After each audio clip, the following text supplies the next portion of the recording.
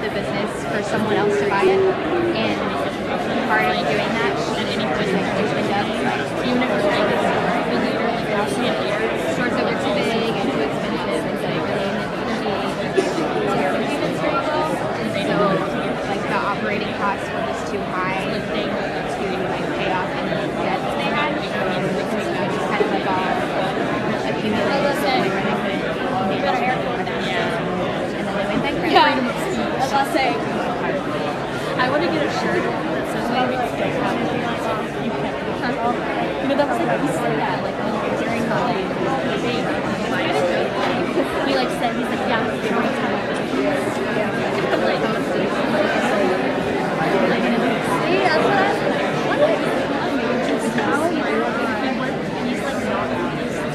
like, they said that he's Great, guys. So we thought of a way to relieve the tension because we know this is stressful right now.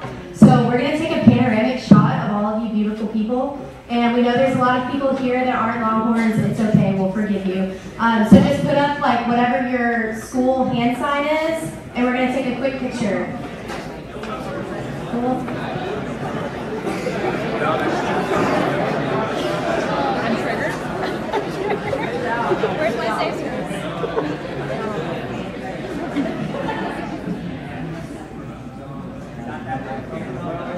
Beautiful, beautiful. Thanks, guys.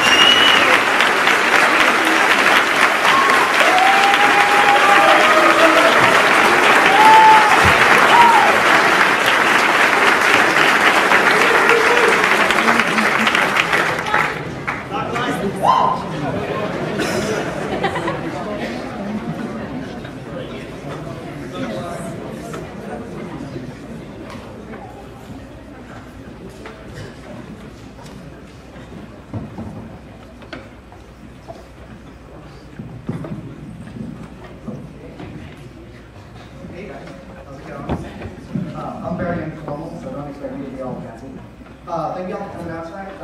Obviously, maybe next time when we bring Mr. Shapiro in, we'll get a bigger auditorium. But nevertheless, thank you all for coming out. It should be a very, very exciting show. Real quickly, what I wanted to do is just, for general safety's sake. Should something happen, should, some weird thing happen, just want to point out that there are 4 emergency exits, 2 in the back and 2 in the front. Just keep that in mind. Again, we don't anticipate ever having an issue with that, but just so y'all know and are aware of that. Am I missing any other disclaimer? No? My name is Vidal Castañeda, and I'm the chairman of the Young Conservatives of Texas here at UT Austin. Thank you. We take pride in being able to, cultivate and facilitate discussion here at the University of Texas at Austin. Not so much, we're not here to cause a riot. We're just here to, share our viewpoint, let people know what we believe, and cultivate that discussion. And if they disagree with us, why? We literally just want people to realize where we stand on things, because more often than not, a lot of our right side ideology tends to go, muted. So we take pride in being able to bring speakers such as Mr. Shapiro to the University of Texas. And I really hope you all enjoyed tonight's event. I'm going to call on my Vice Chairman, Ashley Vaughn, to introduce tonight's speaker.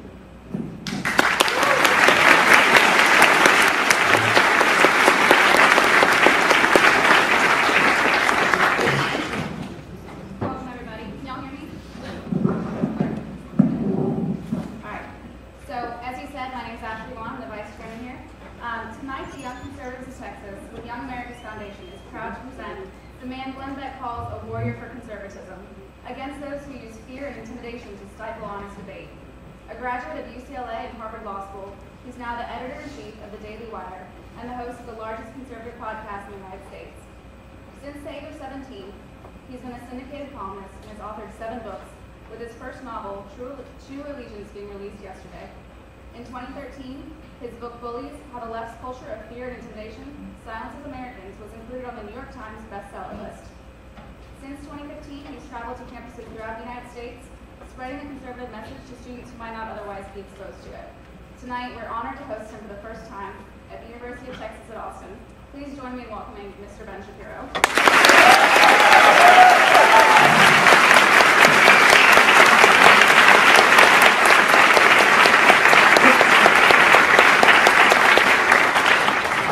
Thanks so much for having me. I really appreciate it. Thanks for the warm welcome. Thanks to Young America's Foundation. Thanks to Young Conservatives in Texas. And thanks to all the folks at UT Austin.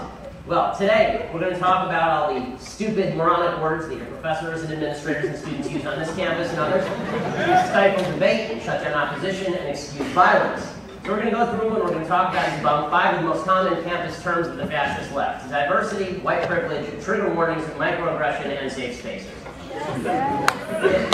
Now, this exercise may make some people on the left uncomfortable. It may trigger some people, so consider this your trigger warning. There will be more than occasional microaggression. Facts do tend to do that to people who prefer facts to feelings, but, you know, that's the way it is. And facts don't care about your feelings. So, let's begin. Let's just jump right in. We'll start with diversity. A few months back, I spoke at Cal State Los Angeles, California State University in LA, and a few days before I was scheduled to speak, the administration just canceled me. The president of the university said that he was very upset. Somebody who was coming in who disagreed would upset things, and so he wrote this letter. He said, "After careful consideration, I have decided it will be best for our campus community if we reschedule Ben Shapiro's appearance for a later date so we can arrange for him to appear as part of a group of speakers with differing viewpoints on diversity." So in other words, I was the ideological diversity, but I had to be kept out of the university to preserve the diversity. In respect to multiple viewpoints, there could not be a multiple viewpoint. When I got to campus, I told them to screw it, and I went anyway. When I got to campus, basically there was a riot. And there were 200, 300, I think it was about 400 students outside. They barred all the doors to prevent people from getting in. They'd sneak students in 2 by 2. Somebody pulled the fire alarm. I had to be brought in by a cordon of cops, 20 people in uniforms. I had to be escorted off campus by a motorcycle cop with their lights flashing, like a Central American dictator. And it was somewhat flattering, actually. When you look up and see helicopters, you're like, what did I do? But that's diversity on college campuses. So if the left doesn't mean ideological diversity, if they don't mean diversity of thought, then what do they mean by diversity? Well, I think you all know what they mean by diversity. What they mean, of course, is racial diversity. But here's the thing. Racial diversity, as we all know from being decent human beings, doesn't mean anything. Because the level of melanin in your skin shouldn't make a difference. The level of character in your soul should make a difference. Being a decent person should make a difference. Now, Hollywood is constantly putting out these films where you have a gang and he's robbing a bank, but it's an okay gang because, you know, it's racially diverse, right? It's a Native American lesbian, and it's a Hispanic guy, and it's an Asian fellow, and they're all robbing the bank together. Not like gangs in real life, they're really diverse, and this makes them better. Well, to me, and I think for most decent people, it doesn't make you better if you're robbing the bank along with a diverse group of ethnicities. It doesn't matter if there's a transgender person in your bank robbing group. All that matters is whether the people are doing something good or doing something bad. Racial diversity doesn't mean anything. Decency means something. Robert Putnam is the author of a book called Bowling Alone. He's a leftist, and he used to believe in this mantra, diversity is our strength. And then he started doing experiments regarding communities, and what he saw was that, diversity in communities, racial, ethnic diversity, which these days comes, I didn't realize we'd have leftists this young.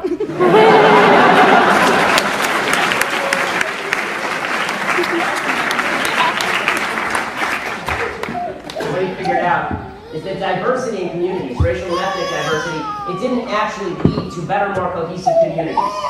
Instead, what Putnam found is that there are only two things that go up as you increase the diversity, the ethnic diversity in a community, and that is protest marches and television watching. That's it. He concluded that the only way to create social capital was to actually have a common set of values. Decency is what created the social capital that allows you to live a free life, that allows you to unlock your door at night, that allows you to have somebody, your neighbor, babysit your kids. It doesn't matter to you if your neighbor is white or black. It matters to you whether your neighbor is a good person when you decide whether or not you're going to have that person babysit your children. But the left only cares about racial diversity, which is racist. And the question is why? Why is that their thing? Because it's so obvious that this is immoral. And the answer is that for the left, there's really only one value at root, and this is how I define the left. If you're of the left, you're somebody who believes in fairness of outcome. That is your chief motivating factor in life, is fairness of outcome. Not equality of rights, fairness of outcome. So if you have two people in a room, this is sort of the Bernie Sanders concept. You have two people in a room, and one person is rich and one person is poor. The rich person must have screwed the poor person, and the only proper solution is to have the rich person give some of their money to the poor person at point of gun. This achieves fairness of outcome, and once that fairness of outcome has been achieved, then everything's hunky-dory. And what the left sees is that there are certain groups in America that are poorer than other groups. So black Americans, on average, are poorer than white Americans. And what they say is, well, that must mean that white Americans have screwed black people and are screwing them now, and that's what's causing this imbalance. And so therefore, if we are going to have an equal society, there must be racial diversity. Racial diversity is the mark of a society of equality and decency. The left believes that freedom and liberty in America are insufficient to make this happen. Freedom and liberty are actually just a mask. They're a mask for white privilege.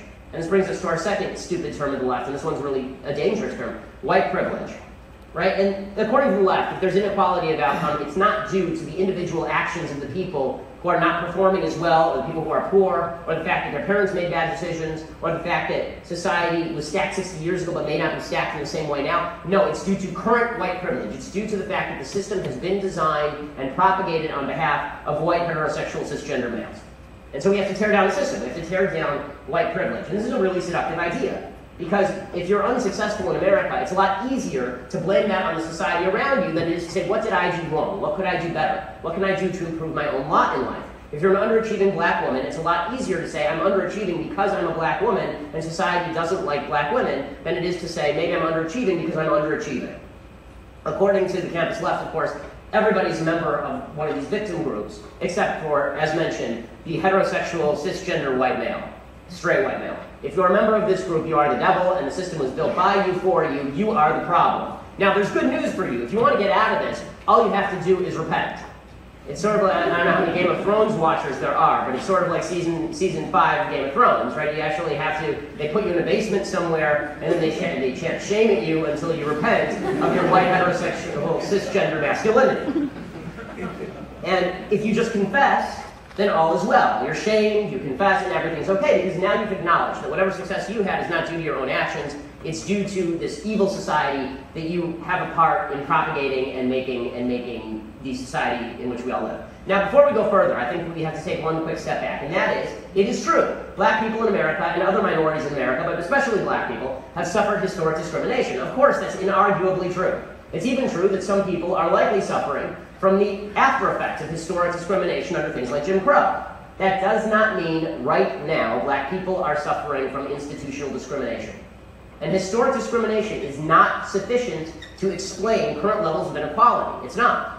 Or to justify discrimination against white people who had nothing to do with slavery or Jim Crow. Now, the vast majority of people in this room are my age or younger.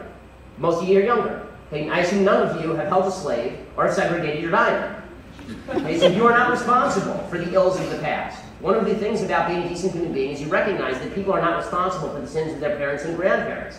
It's also worth noting, individuals all over America have different histories. They have different genetic compositions. They have different skill sets. Some people are born rich, some people are born poor, some people are born smart, some people are born stupid, some people are born tall, some people are born Jews, right? I mean, the fact is that we all have varying levels of skill sets that we have to overcome in life. Nobody's born in an equal place, and government cannot make you equal. Government cannot give you an equal outcome. No matter how much government tries, I am never going to be qualified to play in the NBA. No matter how much government tries, people who do not do as well in life, people who make bad decisions in life, are not going to be able to achieve the level of people who make good decisions in a free society. And what that means is that the solution to historic injustice, which obviously has occurred, is not modern injustice. The solution to something bad happening 50 years ago or 40 years ago is not to harm people today in order to fix a problem that was started 40 years ago. You can't violate somebody's individual rights because their great-grandfather harmed your great-grandfather. And the fact is that 3 generations ago, my great-grandparents and my grandparents, their entire extended family was wiped out in Europe, and there was tremendous anti-Semitism in the United States at the time. That doesn't mean America right now is anti-Semitic. It's not. America is the greatest place that was ever created for Jews. It doesn't mean that I have a right to walk around saying that the world owes me something because I'm a Jew, because something bad happened in my grandparents' family 80 years ago. Right? You can't do that. If you live life that way, that is a recipe for non-success. It is a recipe for failure. It is a victim mentality that hurts you and hurts everybody around you. Now here's the reality. The reason in America, in a free country, that some people fail and some people succeed is because some people make better decisions than other people. It's what I like to call decision privilege. Okay, whites are not born with a genetic predisposition to making good decisions. Black people are not born with a genetic predisposition to making bad decisions. Individuals make good decisions and bad decisions, and in a free society, they pay for them or they bear the benefits of those decisions. So, for example, here's a privilege. The greatest privilege, it turns out, in American society is two-parent privilege. If you grew up in a home with 2 parents, you are significantly better off, on average, than the person who grew up in a home with 1 parent. The single greatest predictor of intergenerational poverty in the United States is growing up in a single-mother home. Okay, that's true for black, it's true for white. And there's no white privilege here. Okay, because here's the statistic. The poverty rate in the black community for 2-parent homes is 7%. The poverty rate in the white community for white single-mother homes is 22%. What happened to the white privilege? I thought white people are inherently better off than black people. So then why is it that black people who are married and have kids are wealthier than people who are white mothers and they have a baby? Why is that? And the answer is because some decisions have better results than others. And that's not the result of society forcing people to do these things. Okay? There's not a white society. White privilege does not force a black guy to get his black girlfriend pregnant and then take off. That's somebody being a jerk. The same thing is true in the white community. Society is not forcing a white guy to get his white girlfriend pregnant and take off. That's him doing something immoral, and people bear the burden of that. Here's another privilege, the not committing crimes privilege. If you're deeply worried about the level of criminality, the proportionate levels of criminals by race in jail, I have an easy solution. Don't commit crimes, right? If you don't want to go to jail for murder, the easiest solution in the world, don't kill somebody. It turns out it works really, really well. And to take the line discussing Black Lives Matter movement's cause, okay, the reality is that the justice system is not biased against black people statistically. When police do come into contact with black people to take their case, police are less likely to kill black people than white people in the same circumstances, according to Professor Peter Moskos of John Jay College of Criminal Justice at CUNY. The criminal justice system under-prosecutes murder in minority communities because there aren't enough cops there. If you're killed in a minority community, the chances that your killer is going to be captured are much lower than if you are killed in a white community. So there's 2 ways to look at that. One is they need more law enforcement. The other is, well, perhaps the answer here is to have less people killing people in minority communities.